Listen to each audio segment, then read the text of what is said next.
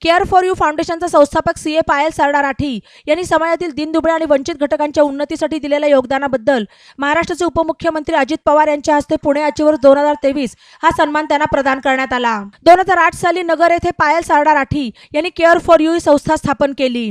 समाजातील वंचित मुलं मुली आणि वृद्धाश्रमात राहणारे ज्येष्ठ नागरिक यांच्यासाठी कार्य करणे हे या संस्थेचे सुरुवातीचे उद्दिष्ट होते। नंतर कार्याचा विस्तार होत रेड लाईट एरियातील स्त्रिया, बाल सुधारगृहात शिक्षा भोगत असलेली अल्पवयीन गुन्हेगार मुले यांच्यासाठी संस्था सध्या कार्यरत आहे। प्रत्येक दिवाळीत पणत्या रंगवण्याचा प्रकल्प हाती घेतला जातो।